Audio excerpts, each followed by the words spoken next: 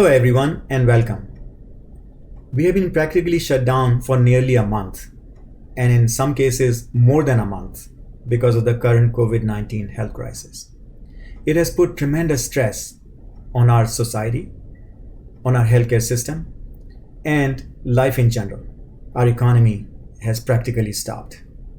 So as we talk about reopening our economy and bringing life back to normal, safely and gradually, there's a lot of conversation about testing. Testing is what we hear almost on a daily basis, and for good reason. Particularly, we are talking about antibody testing because these tests can give us good information about rates of infection in the population and the level of immunity, even though it may be temporary, in the population. And that can help us make decisions about when to open, where to open, how fast. Those are difficult decisions, and we want to do them safely and smartly. So FDA has authorized 4 different tests so far for antibody testing. And in this video, I'm going to give you a very broad overview. We're going to talk about how they work, what is their current level of performance, what risks we can anticipate, and what to look for in the future. So let's go into this. These tests are also called serological tests because you take a blood sample and the test is able to detect the presence of antibodies in response to the infection a person might have had in the past. There are 2 types of antibodies, IgM and IgG. IgM antibodies are present relatively early in the life cycle of the infection, maybe about 7 to 10 days after someone gets infected. And IgG antibodies appear a little bit later and they last longer. So let's say about 15-20 days, you should be able to detect IgG antibodies if they have recovered. So both IgM and IgM antibodies can give us useful information. So now let's look into how they work. There are 2 different techniques that's used. ELISA is the first one. It's called enzyme-linked immunosorbent assay. It has been around for many years, applied very successfully for different applications, and there's a lot of experience doing it. This is a new situation, so we are still working through that development. You start with a microtiter plate coated with SARS-CoV-2 recombinant binding domain protein. And essentially, it's a protein that's coated on top of the surface of this plate, a plastic plate, and is able to identify and bind with the antibody protein in the blood sample, if it's present. So you load up the sample, let it sit for a while, wash it up, and then add a secondary anti-human antibody with a tracer molecule, which basically means you can detect a color change in a next step using other techniques. Now, this is a very high-level overview. There are many more steps involved. It's a very sophisticated test, and it's done by highly trained technical people in complex laboratories and sophisticated equipment. So I gave you a very high-level overview. The second test is called the lateral flow immunoassay. And the most common example of this type of test we know is a pregnancy test. All you do is you take a sample, in this case a blood sample from a finger prick, load it up, add a diluent, which is 1 or 2 drops maybe from another sample bottle, and it allows it to flow. And 15-20 minutes you get the results. If the line next to C comes up and that's the only line, it means the test is negative. That line corresponds to the control. C and M is IgM positive. C and G is IgG positive.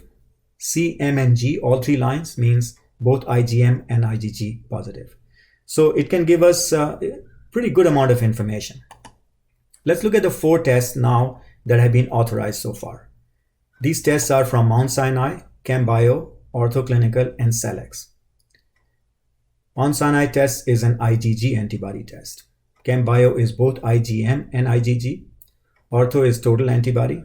And Cellex is IgG and IgM. Mount Sinai EUA was issued on April 15th, ChemBio April 14th, Ortho also on April 14th, and the earliest EUA was for Cellex on April 1st. Mount Sinai and Ortho utilize the ELISA technique. ChemBio and Cellex utilize the lateral flow techniques. Now let's look at their percent false negative rate. And this is percent false negative basically means that the test is telling us there is no antibody when there should be. It's confirmed the person had infection, they should have antibody, and the test is telling us they don't have an antibody. the numbers range anywhere from about 6% to 22%. And let's not get focused on the absolute numbers yet. We're going to talk about the risks a little bit later. Now, a percent false positive basically means that the test is telling us there are antibodies in the sample when the person never had the infection. So this is also not a good result. And that ranges anywhere from 0 to about 10%. So let's talk about these performance these performance levels in a little bit more detail. There is no standard as yet. It's such a new problem that we are still learning. So I look at it this way. Obviously, both false positive and false negative should be as low as possible depending upon how we want to use it. But let's say we had no test. We would be wrong 50% of the time. So having a test which may not have as low a false positive number as we may desire is still a better idea for now. But we need to keep a close eye on it. So in the current situation, we are more worried about false positives because we want to protect the people who did not have the infection, who may be infected when they go out and they are led into the workplace or they go mingle with other people. They might be at risk, and we are telling them, hey, you have antibodies and you may not be at risk. That's a bigger concern.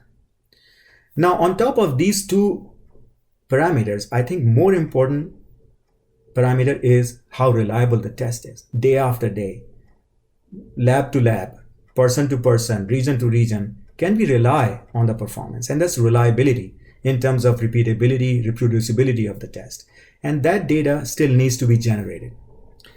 In a typical process, FDA would require a lot of information, but this is an emergency situation. So we will learn a lot more as time progresses.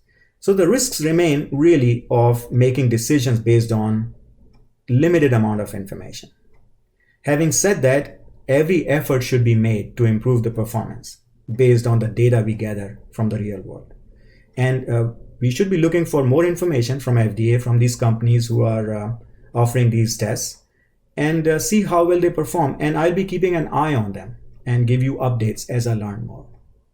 What to look for in future? Many companies are developing their own tests. Just Roche has announced, Abbott has announced, already launched an antibody test. It has not been authorized yet. But when big names like these with good reputation, good credibility, they're working hard on it. So we can expect more and more tests to come out in future. And that should improve the situation that we are in right now, that we have limited testing. So there's a lot going on. And again, I'll keep up with it, provide you updates. The best way to follow is to go to my YouTube channel, and I'll show you how. You can go to my YouTube channel and subscribe. And that way you will be in the know and get informed. You can also follow me on LinkedIn. Here's the link on this page. And then when I post these videos on LinkedIn, there'll be a link, and you can again come back to YouTube to look for other videos. So I hope you will consider subscribing and staying in touch. If you have questions and comments, let me know. And also tell me what topics you are interested to learn more about as far as COVID-19 is concerned. And I'll look them up and produce these videos for you. So thank you for your interest and attention, and I look forward to speaking with you again.